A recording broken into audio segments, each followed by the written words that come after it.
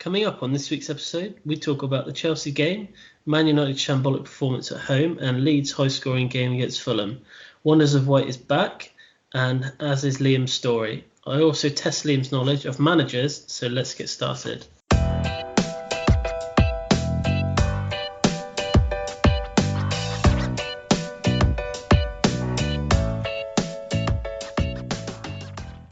Hello and welcome to episode 2, season 3 of View from the Sideline podcast. It's Chris here and Liam is here as always. Hello Liam. Hello Chris, how you doing? Yeah, I'm okay. You? I'm great now. Obviously, you've just had your first game of the season as we record this, and a 1-0 win against Sheffield United. Brilliant. Very happy with that. Would have taken that at the start of the game. Played against 10 men for 80 minutes, but, you know, a win is a win. Let's put it that way. So are you going to win the league? We're on course for it, Chris. We've got a 100% record. We're going to score 38 goals this year, and we're going to concede 0. And you're above the maximum amount of points. You're above Man City at the moment as well. So. We're above. So just looking at the table, we're above Leeds, which is always nice. We're above Chelsea, which I will constantly remind you of throughout the recording. We're above Man City and Man United, which is, I don't think we've ever been above all those teams at once. So that's always good. There you go. Look, a great day for you. Yeah, fantastic. Okay, so a bit different this week. We're actually going to do the teaser towards the end of the podcast because there's you and me testing Liam this week. It's something a little bit different. So we're going to start off with the talking points from this weekend, and we're going to look at the Chelsea game against Liverpool. And I don't think I can start anywhere else other than Kepa, to be honest with you. I'm sure you were delighted when we decided on this game to talk about. The amount of times that this guy is mentioned when I talk to people about Chelsea is just ridiculous. It's just mistake after mistake after mistake. He's got hands like poppadoms and legs like jelly, that guy. It's infuriating, really, to be quite honest with you. You think of all the drama that this guy's been through at the club. You think about all the way back to that Carabao Cup final against Man City when he refused to come off the pitch. I would have thought alarm bells would start ringing then, that he's probably not the keeper that we want at the club. And I think yesterday, unfortunately, kind of summed up everyone's minds on him, and probably Lampard's as well. The mistake for the second goal is I don't even know what to say. He's just, what is he doing? What is he doing? Just get rid of it in the air, not on the floor. You know, it's just basic stuff, and it's week in, week out. It's no secret. It's no secret Liverpool are going to pressure high up. So you'd have thought do a bit of homework. Not even doing homework. Everybody knows that.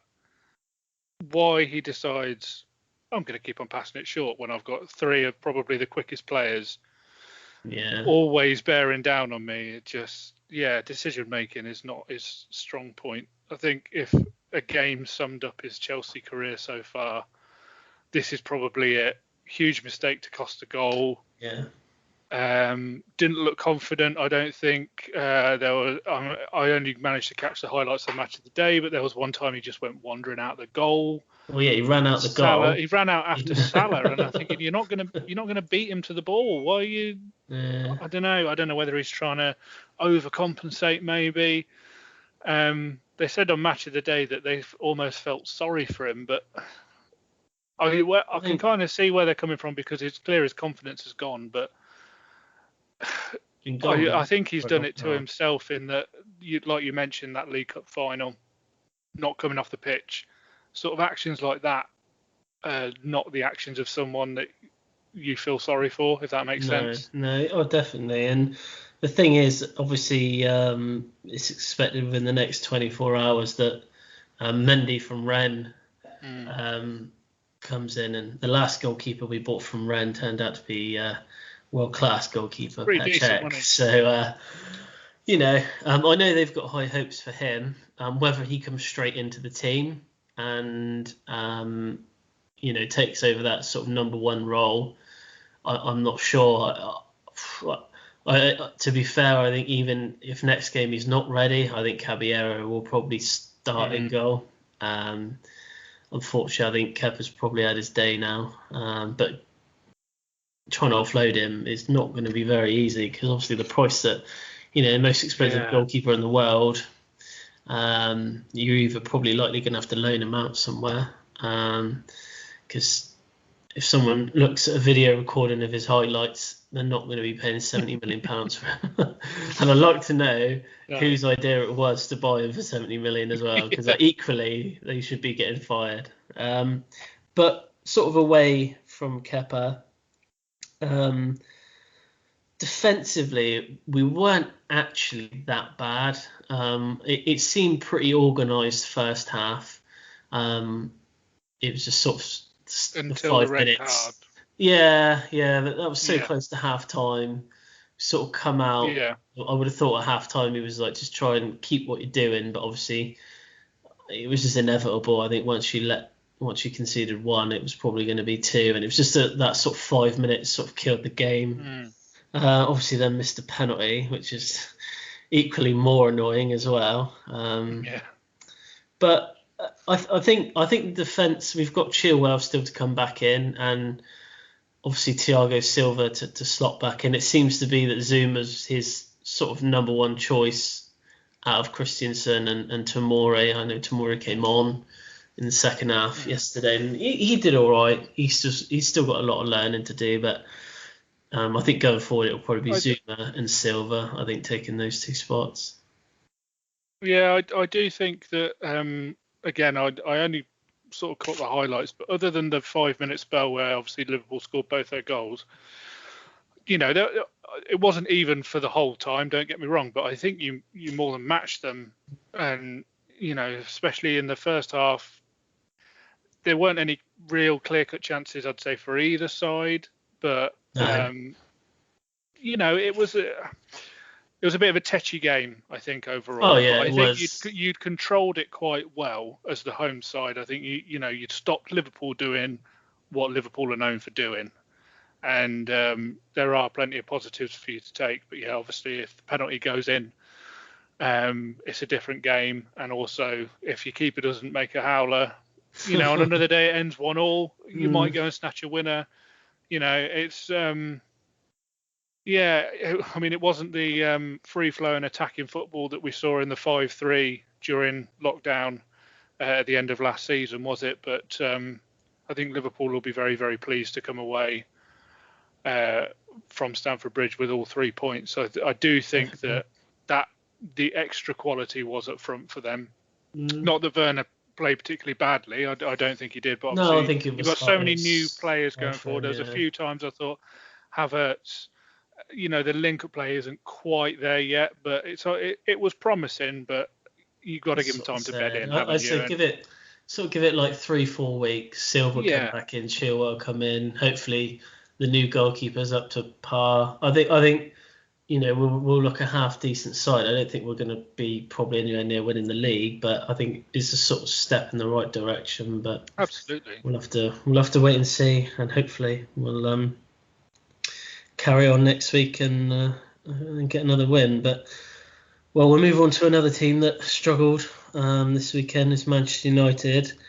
I think if there was any sort of football fans out there, it's Man United fans who are crying for a signing. There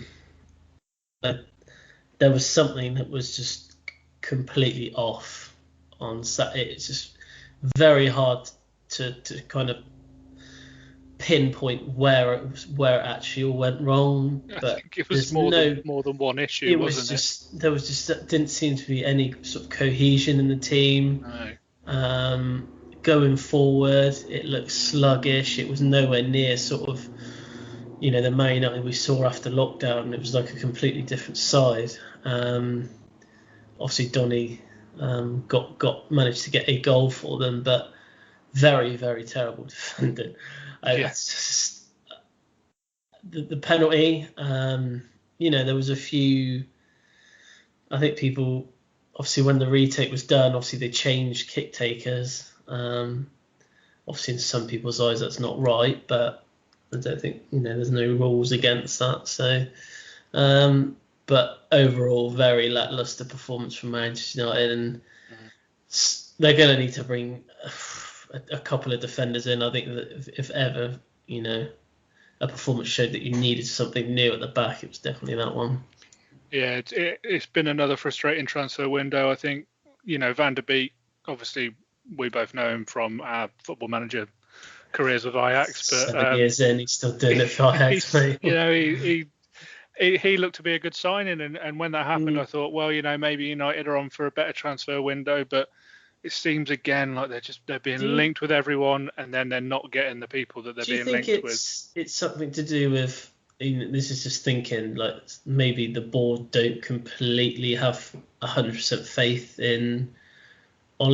Do you think it might be that? Do you think it's possibly?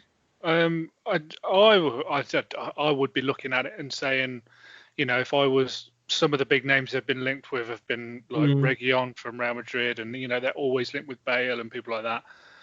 I would, if I was one of those players, look at that and think, Man United is a massive club.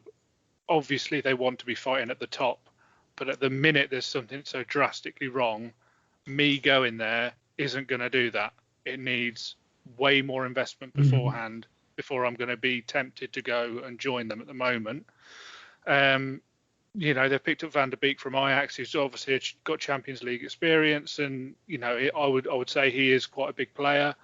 But when you're looking at where they need to fill holes with a big player, it's a centre back, and no one wants to join them. No one wants to be part of that solution of saying, right, well, I'm going to go to Man United and I'm going to make a huge difference to them, because I think there's so much that they need to work on. I mean, even in midfield, I don't understand how Paul Pogba carries on and has the reputation that he does, and how he can be so different. We've seen him play for France. We've seen him play for Juventus before he joined United. It's a totally different player. And I don't think that's necessarily all down to, well, the Premier League is a different type of football to Serie A or International. I don't know whether it's that he doesn't want to be there, or he wants to go somewhere else, or what. He just looked so lazy at the weekend. There was no, I don't know, if you're a midfielder and you're chasing a game, which they were from early on, you want to be at it full pelt, in the faces, closing down, and they just, I don't know. They haven't got someone like that. By them being sort of sluggish in attack, there wasn't really nothing coming from him. He wasn't feeding the right balls. Just his overall control, it wasn't great either. I'm very surprised he's still at Manchester United. I thought they would have tried to cash in on him at some point last season. I was just very surprised he's still there. I thought when they brought Fernandes in, I thought he was probably going to be the replacement for Pogba. But the thing is, sometimes I think it's just down to the attitude of the player. And I think it's clear to see he probably doesn't want to be there anymore. Yeah. But I do think probably on decent money. Yeah, but you can be on all the money that you want if you don't want to be at a club. I just think the attitude has gone, and I think United, we all know that De Gea was supposed to move 3 years ago now to Madrid, and that didn't happen. Since then, it's almost been like he's a different goalkeeper. There's been flashes of what he can do. He's a great shot stopper, but I don't know whether it was a confidence thing. His whole attitude and demeanour when he was playing just looked like it had changed. I think you could probably apply the same to Pogba. I don't think he wants to be there. And when you've got two big players like that, that's your starting goalkeeper and what's meant to be your star midfielder. It's almost like half the spine of the team, isn't it? Exactly. And they've got so many young players coming through, with Rashford and Greenwood and Brandon Williams, and they're looking up to these guys and seeing no sort of effort whatsoever. It doesn't inspire confidence really for the young players coming through. Personally, I don't think. So, I mean, for United, I think the goalkeeper situation is actually quite simple. You've just got to play Henderson now. De Gea didn't make any. He couldn't have saved any of the goals. He did well on the original penalty, but to me, it makes no sense to keep him around. I think starting Henderson, would almost maybe give De Gea a bit of a kick up the backside to think, well, there is competition here now, because he hasn't really had. I know he's had Romero or whatever he's called, for the last 7 seasons or whatever it is, behind him. Sit on the bench, hasn't he? But yeah, he's not got anyone fighting really for that top spot. But it's interesting. I remember about 2 or 3 seasons ago, I think it was after Man United lost to Liverpool, and I remember they were speaking to Gary Neville, and he was saying then, and this was 3 seasons ago, that Manchester United needed to sign 5-6 world-class players to get that team back to anywhere near winning the league. And you think over the last 3 years, can you pimp? I know Bruno Fernandes has done well, but I wouldn't say he's world-class. Pogba, I think they pinned their hopes on him being world-class. Hasn't really, but he's not. Out. No. They've used their youngsters like Greenwood and Williams. They're not world-class players. They're there, or they're there, or they'll get there. And you think the only really world-class player that I can think of in their team is probably Rashford.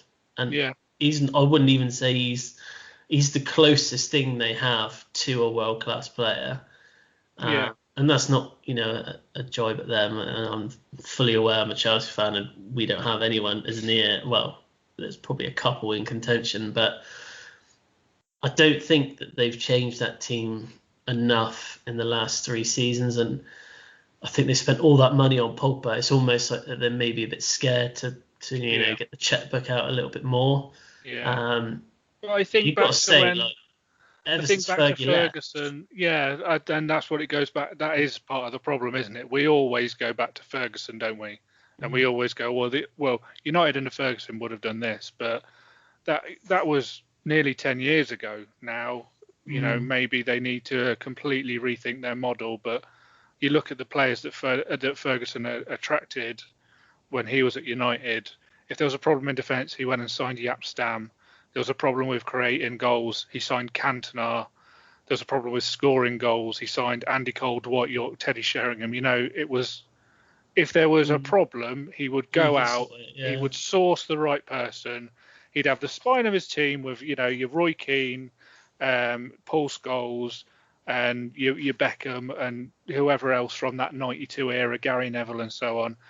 Anything around that was up for grabs then, wasn't it? And if he needed someone to come in, he'd go out and he'd normally get the best. Obviously, he had a few misses when he signed like Forlan and Veron and people like that.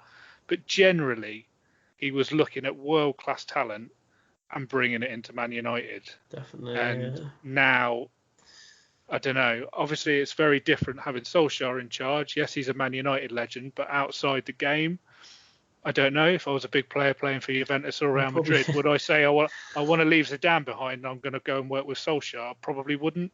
He probably knows the best players in Scandinavia. Probably. Exactly. Mulder. He could maybe bring one in. But I think it's clear to see. Even when you look back, when that last season Fergie had, they won the league, but they only really won the league because Robin van Persie was scoring left, right, and centre. Yeah. And you look at the team that was inherited by sort of David Moyes from there, it wasn't a hugely successful team anyway. No. You sort of take Van Persie out of that, and you're probably left with a very substandard Fergie side. Yeah. I think and they've just not recovered. And they've just never recovered from that, and I think it's going to take more than just one defender, I think, to sort it out. But where they don't want to take anything away from Palace, though. Oh, no. Because obviously a player that was in that last Fergie team has scored twice against them this weekend. And, Palace have been very good so far this year in the 2 games that I've seen them so far. And they did fully deserve the win. But Man United at Old Trafford, What's the second time in a year that's happened? Yeah. They beat them there last year. And they beat City at the Etihad, didn't they, last year as well? Yeah. So they are a hard team to play against, and Hodgson gets them organised, doesn't he? To be fair, like they've kept hold as a half for like 3 years now. I think every transfer window he's linked with someone. So, whoever's there keeping him at the club, hats off, because he's the one that makes them can change a game for them with just a turn or a flick or just a bit of he's got enthusiasm, in abundance. So fair play to Crystal Palace and Hodgson. They did really well, but let's see what happens with Man United. So let's move on to your second favourite side in the league, Leeds United. Another sort of thrilling game. Very exciting games to watch for the neutral. Probably not so exciting for Bielsa. Defensively, look a bit out of sorts. But going forward, they look great, don't they? They look great. So I think he's just got to try and find the balance now between attack and defend.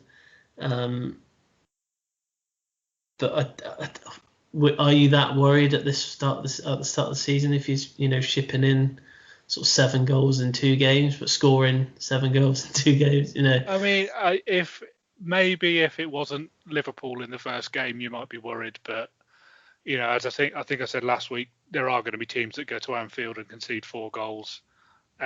So they're probably the 3 best attacking players in the league. You can't really judge a defence based on playing Liverpool, but no, I agree.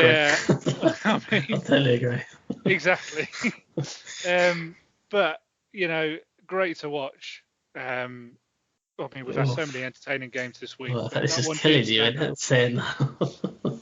No, yes, I have problem. It's the fans more than the actual team itself. I don't know. I still don't like Bamford. I still think he's a bit of a cheater. But this is you're not still cut up about that, are you? Oh yeah. He's a Chelsea legend. I won't have things that were said about him like that. Going forward, I'm surprised. I'm still surprised that the record signing Rodrigo doesn't seem to be getting a look in the league at the minute. He's forming that bench nice, isn't he? He played in the League Cup. He scored in the League Cup game, didn't he? Yeah, I think he did. No, I didn't think he did. I thought Leeds lost, and I didn't think he scored, but I might be wrong there. Okay. But Bamford is obviously still leading the line for them, and it's working at the minute.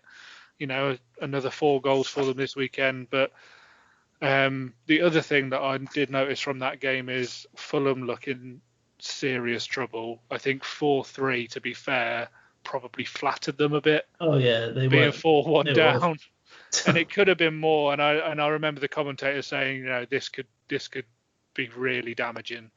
And they showed a bit of spirit to pull it back, but I thought that was more through a bit of luck than judgment.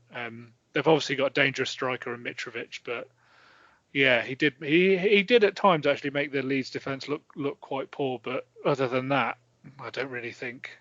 You've got Fulham next week, haven't you? Actually, so yeah, we have. So I'm just going to put them down. I'm going to criticise them because I know 6-0, 7-0 to Fulham. I expect nothing less, to be honest. Newwash is going to lose it now, but yeah, as I said last week, I think Leeds are going to be absolutely fine this year. Yeah. But I just wanted to mention the defence again because we did touch on it a bit last week. To concede 3 goals against Fulham, and we did sort of want to use this as a sort of a barometer of how much more improved they were with the signings that they made than the other Championship teams, and that came up last year. And yeah, I think they could have easily blown Fulham away this weekend. But I don't know what you made of the game, whether you watched it. Yeah, well, yeah, I saw the highlights of it. It was pretty much a goal every highlight, to be fair. But it's just, I think it's just simple, really. Going forward, I think they're a very exciting team to watch, but defending, they seem pretty hopeless at the moment. But I think they've tactically they've probably got one of the best managers you can get. So. If anyone's going to shore up the defence, it'll be him. I know that they were desperately trying to get White back, weren't they? So whether they obviously are looking for maybe another defender. Where they're going to find that now, I'm not too sure. But I think give it time. I think probably just get the first couple of games out of the way. Maybe sort of see where they are in game 7, game 8. If they're still having games where they're winning 4-3, losing 4-3, or more or less, I think I'd be a bit more worried then. But for now, I think they'll be fine. Like you said, I think out of the teams that came up, I think they'll be fine. I think West Brom conceded quite a few at the weekend as well. So we'll have to wait and see. But I think Leeds will be perfectly fine. I actually think Leeds will probably finish mid-table. Yeah, I could see them finishing, maybe even scraping in the top half if they get a good run together. I could see them, but similar to Sheffield United last year, I think, except they probably went about it a different way. They won as free scoring, but Wilder it's a well-organised Championship team coming up who spent wisely and kept the spine of their team that had done well for the Championship. Exactly. They've got style, haven't they? Yeah. Very hard to play against Sheffield United. But we'll see what happens. But yeah, that was this week's talking points. There was a lot of goals this weekend, wasn't there, Chris? There was a record. I mean, we had so many games we could choose to talk about this week. Yeah, we just didn't have enough time. Sorry, Rich. I know Rich messaged me this morning about hoping that we were going to talk about Tottenham, and I told him that they didn't make the cut. Any other week they probably would have done. Yeah, but they did play well, Tottenham. Can't take it away from them. Son is a huge player for them this season. And I said to Rich this morning, I said, I don't think that they'll finish in the top 4, but the key to them finishing or trying to finish in that top 4 is keeping every single one of that starting 11 fit. Yeah. And you think this week they've got a game tomorrow and on Thursday, so it's going to be very, very difficult to do that. Obviously tomorrow in the League Cup, I'm assuming that it is going to be the under-21s playing that game. Yeah. So obviously the rest of the team will be out in the Europa League. I think for them, Europa League for them is going to be key this season. I think that might be their only way into the Champions League. So, I think you might be right.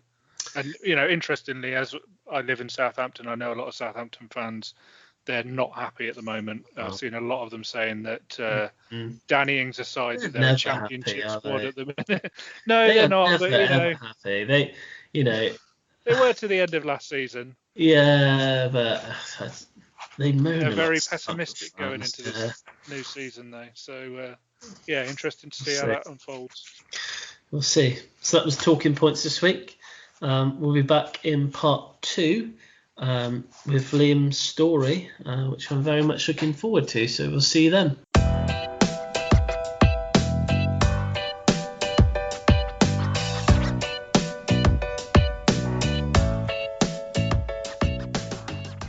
Hello and welcome back to part 2 of View from the Sideline podcast. Like I said, a bit of a switch up this week. I'm going to do the teaser for Liam. And this is just payback time for you, isn't it? Well, it is, but I think you'll get these. So I have got 3 managerial quotes in front of me. I just want you to tell me who or which manager said this. Okay. Now, I can give you some clues if you are struggling for each one, but the first one is very, very easy. Okay. So the first one is, please don't call me arrogant, but I am a European champion and I think I am a special one. Yeah, that's got to be Jose, hasn't it? Was Jose Mourinho after his first press conference as Chelsea manager. Oh, was it his first press? Oh, yeah. That is confident, isn't it? I thought he'd been at Chelsea for a while. Oh, I didn't realise it was his first one. Christ. Okay. Next one. I couldn't be more chuffed if I were a badger at the start of mating season. Oh. There's a few managers that spring to mind. This was said by a manager. They beat Cardiff. So that to me sounds like Ian Holloway. I'm going to go with Ian Holloway. That's correct. That is Ian Holloway. And this is probably my favourite one of all time. And I think you'll get this one because it's so memorable. Which manager said this in a press conference after being asked a question? If you don't know the answer to that question, then I think you are an ostrich. Yes, I do remember this one. That was Nigel Pearson, wasn't it? Just before he got sacked at Leicester. Yeah, that was funny. That is the mind of Nigel Pearson. After, you are correct.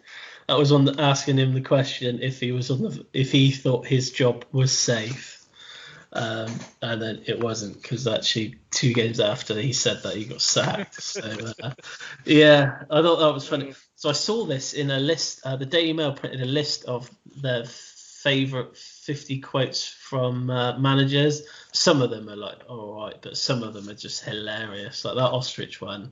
I couldn't believe that ostrich one wasn't even the top 10. It was like 18th or something. I was like, my God. Well, it's the ramblings of a madman, that. Yeah, that is a man that's lost it. Yeah. But yeah, that was just. There's a few Ian Holloway ones as well, isn't there? That he was always great at press conferences. Well, there's the famous one about Ronaldo, but my hand just didn't want to type that all out when he says he's hung like a mouse or something, but he's probably hung like a donkey. I think that was along the lines of those things. But yeah, bit different this week for the teaser, but it's just because I was reading through the quotes. So that's good. But see if you can have a little think. That was a nice little reminder of Nigel Pearson being a bit mad. I always feel sorry for a journalist in that situation, because you just don't know. They're only doing their job, aren't they? They're only asking a question, and they're the one that gets the stick back. So I thought it was probably one of the funniest comebacks I've heard. But yeah, right. So settle down, everyone. Grab your cup of coffee or your cup of tea.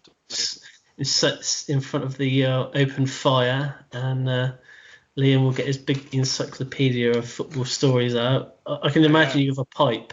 I don't know why. You got a pipe and slippers. A pipe and slippers in your dressing gown, and he's just turning the page to a new story or a new chapter of footballing stories.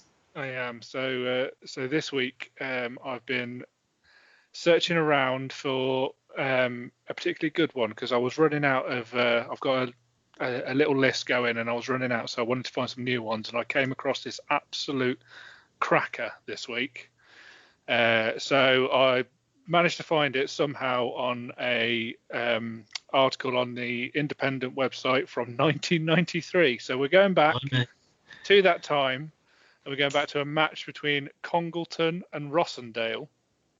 So prior to this game, the officials for Congleton had received the sad news of the death of Fred Cope, who was a former ambulance driver and Congleton's oldest supporter. So without hesitation, their match programmer, Chris Phillips, wrote an obituary for the programme and informed the referees that a 1-minute silence needed to take place before kickoff. So with fans entering the ground, they're all buying a programme and reading about the sad passing of their friend, lifelong Congleton fan, and the players are just coming out onto the pitch, about to surround the centre circle, ready for the referee to blow his whistle to start the 1-minute silence.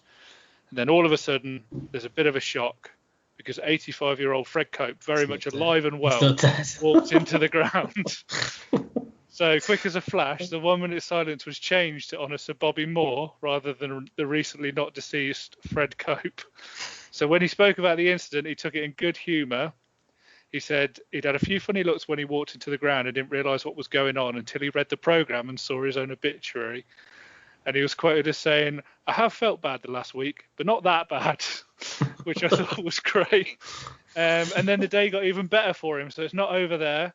Congleton ended up winning 6-1, which was great. And then according to Chris Phillips, the guy who wrote the match programme, Fred not only came back from the dead, but he also won £10 in the half-time raffle. So there you go. What a good day for Fred. So he came back to life and won £10. Yeah. There was no explanation as to why someone had reported him dead that I could find. But that's either a prank that's gone a bit too far. That's the second oldest Congleton fan thinking, I'm fed up of being the second oldest. Yeah, I want to be the first. So I'm going to knock off the oldest. But I thought that tickled me this week. Imagine sitting in your probably standing at their ground, probably stand next to their ground, and then just like looking down, seeing him there, and thinking, it's just like taking a double take, like looking at the match program, then looking at him and thinking, he's alive. He's alive. Yeah. Oh my god, that is quite funny. And I was hoping when you started that story and you were saying about he was dead, I was like thinking, oh, that's going to be funny if he's actually still alive. Yeah. Although slightly embarrassing. Yeah, well, I would have thought so. Yeah, when you, I can't imagine walking into a ground and everybody staring at you like you're not meant to be there. But obviously, at least he got to see what people actually thought about him. So, yeah, that's true. Yeah, it's always anybody nasty in his obituary. Yeah, what a horrible man. Yeah. And we're glad he's gone. Grumpy old man. But yeah. Oh, a very good story there. I enjoyed that one very much. Cool. So we'll move on to the Wonders of White, and 4 for you as always. And first up is Brendan Rodgers became the 4th quickest manager to reach 100 Premier League wins. So he's in a company with, can you name the other 3 managers that were faster? So what was it, to 100 league wins? Yeah. So I imagine Guardiola's got to be up there, hasn't he? He's not in there. Go with Pep. Nope. Oh, has he not got to 100 yet? Who else would there? I'm guessing Ferguson. Fergie is number 1. And I would guess Wenger then. In that case. Oh, I'm not doing very well this week, am I? I can give you a clue. Yeah, go on then. One of them was a Liverpool manager. And it wasn't Brendan Rodgers. And Blackburn manager. Oh, it's got to be Dalglish then, has it? It is Dalglish, yeah. And the third one surprised me even more. Think Newcastle manager. First one I think of is Keegan. That's correct, yeah. Kevin Keegan. Really? Yeah, he's 3rd on the list. Wow. No, I wouldn't have. If you hadn't have told me Newcastle, I wouldn't have even guessed it. Right. So it's Fergie, Dalglish, Keegan, and now Brendan Rodgers. That's it. This is the first time. Yeah. This is the first time that both Liverpool and Everton have both won their opening 2 games in the Premier League since the 93-94 season. Just goes to show how bad Everton normally are. That is quite surprising. Yeah. Yeah, that is quite surprising, isn't it? Because, Everton obviously had a good run under Moyes and constantly finished in the top 6. And, yeah. Well, there you go. Yeah. David De Gea has failed to save any of his last 18 penalties against him in the Premier League. The last one he saved was against Everton from Leighton Baines in 2014. Well, to be fair, he was unlucky not to save it this week. Yeah. So this is from a Spanish. This is a Spanish one. I don't know why I picked this one because the guy's name. I'm just gonna murder this guy's name. I know his first name. So aged 41 and 114 days, Alberto Cifuentes, I think I did it, became the 2nd oldest La Liga player ever for Cadiz. Blimey, 41. Yeah. Can you guess where he plays? What position he plays? He's got to be a keeper. He is a goalkeeper, yeah. Got to be. Yeah, 2nd oldest. And I think the oldest was from 1920 something. So, it's been literally like nearly 100 years. So, it's good. Yeah. Well, to be fair, every year they normally release a little something on BBC or Sky about that guy in Japan who's like signs another 50, contract to keep going, and he's in his 50s. He's like 50, isn't he? But he still scores. He still scores goals. He does occasionally, yeah. He does, yeah. He's just been going such a long time. You think, give it up. So from that you've taken that Kevin Keegan it's the third quickest time to get to 100 Premier Leagues. Although I think you rightly said Pep, I think he is more on his way. I think. Maybe he's just not had 100 yet. But No, I think he's in the 80s. I think it was 70s or 80s. But I think when you look at his percentage, it would beat Doug. If he keeps going the rate he's going, he'll be second. He won't beat Fergie, but he'll be there. But yeah. No. So yeah. Good facts this week. Yeah, that was it. That's that. Anything else, mate? No, not from me. Other than Villa are going to win the league, obviously. Oh dear. Well, you've got Fulham next week. Yeah. So. And we've got West Brom. So. So you'll be expecting to win that, but yeah. We haven't got a League Cup game this week, so. Oh yeah, we have actually. We've got Bristol City away. But if we can get to do against them, mate, I don't want you coming away from that. I don't want Bristol City winning. No, I know you don't like them, obviously, with your allegiances to Yeovil there, but no, if we do get a win against Fulham next week, it'll obviously be a very good start to the season for us. If Tottenham get through, we got them in the next round. So I think they're playing Leyton Orient. Is it Leyton Orient they're playing? I think so. Yes, they are. I think. So we'll play the winners of that. I'm assuming that the next round is probably next week. So they're doing literally like every week at the moment, aren't they? Oh no, you are playing, Chris. You are. You're playing on Wednesday, and you're at home to Barnsley. Oh yeah, sorry, getting ahead of yourself. Yeah. It's because I saw on there that said we play the winners. I was like, oh, okay. That's just to show how much I'm bothered about the Carabao Cup. Oh, I know. I would do Barnsley for you, mate. Don't worry. You might be playing them next season. You got a better chance of that at the minute. So good luck with the relegation battle, mate. Yeah. God, this relegation sucks, man. Yeah. But yeah, cool. Well, I haven't got anything else. So we'll be back next week.